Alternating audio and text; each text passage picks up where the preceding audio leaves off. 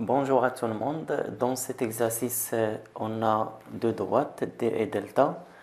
La droite D est définie par sa représentation paramétrique et la droite delta est définie par une équation cartésienne.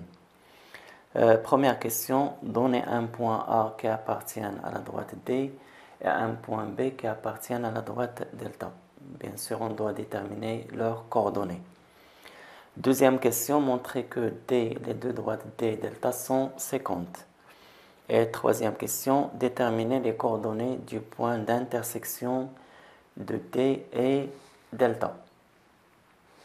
Pour la première question, on doit déterminer un point A appartenant à la droite D et un point B appartenant à la droite delta. Alors pour le point A, pour trouver A, il suffit ici dans la représentation paramétrique de D de donner n'importe quelle valeur à T. Si je prends par exemple T est égal à moins 1, j'aurai X est égal à moins 1 et Y est égal, là j'aurai 3 plus 2, ça donne 5. Donc le point A de coordonnées moins 1, 5 appartient bien à la droite D. Alors cherchons maintenant un point B de delta. Pour delta, on a une équation cartésienne, 4x moins y moins 15 égale à 0. Alors si on voit directement un couple xy qui vérifie l'équation, c'est très bien. Par exemple, on peut remarquer que le couple 4, 1, il vérifie bien cette équation. Parce que 4 fois 4, moins 1, moins 15, ça donne ici 16 moins 1, c'est 15, moins 15 égale à 0, et c'est gagné. Et on aura le point B de coordonnées 4, 1 appartient à la droite delta. Ben, si on ne voit pas, il y a une autre méthode pratique. On a ici l'équation cartésienne. Soit on donne une valeur quelconque à y et je remplace et je trouve x, ou bien on donne une valeur quelconque à x et je remplace ici et je trouve y. Alors par exemple, si x est égal à 2, par exemple, je remplace x par 2, j'aurai 4 fois 2, moins y, moins 15 égale à 0. Donc j'aurai ici moins y, là c'est 8, moins 15 c'est moins 7. Et je ramène moins 7 de l'autre côté, ça donne 7, donc y est égal à moins 7. En fin de compte, le point A de coordonnées l'abscisse c'est 2 et l'ordonnée c'est moins 7. De coordonnées 2 moins 7 appartient bien à la droite delta. Et voilà pour la première question. Pour la deuxième question, on doit montrer que les deux droites D et delta sont séquentes. Alors, deuxièmement, pour montrer que deux droites sont séquentes, D et delta, ben, il suffit que si on a un vecteur directeur de D, par exemple U, et un vecteur directeur de delta, on le nomme par exemple V, alors on doit avoir, il suffit de montrer que U et V sont deux vecteurs non collinéaires. C'est-à-dire il suffit de montrer que leur déterminant est différent de 0. Donc en fin de compte, on a d'abord besoin d'un vecteur directeur de D et un vecteur directeur de delta. Alors pour la droite D, on a une représentation paramétrique. Pour extraire un vecteur directeur de cette représentation paramétrique, on prend les coefficients de T. Alors si je prends U de coordonnées, là le coefficient de T c'est 1 et là le coefficient de T c'est moins 2. Je prends U de coordonnées 1, moins 2, donc d'après la propriété, ça c'est un vecteur directeur de D. Vecteur directeur de la droite D.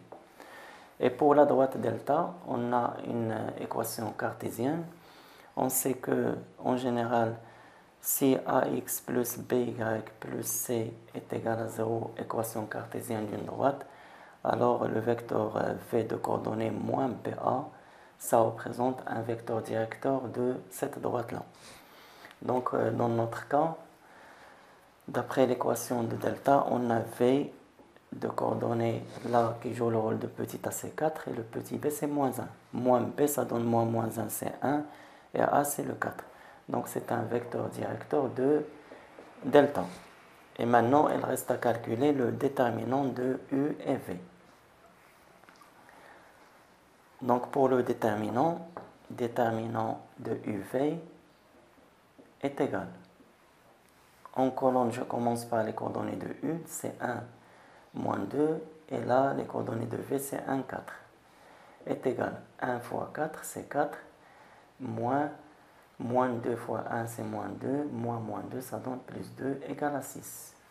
Et puisque le déterminant est différent de 0, alors D et delta sont bien de droite séquente. Et voilà pour la deuxième question.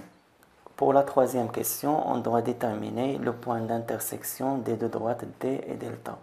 Pour cela, il suffit de résoudre ce système-là.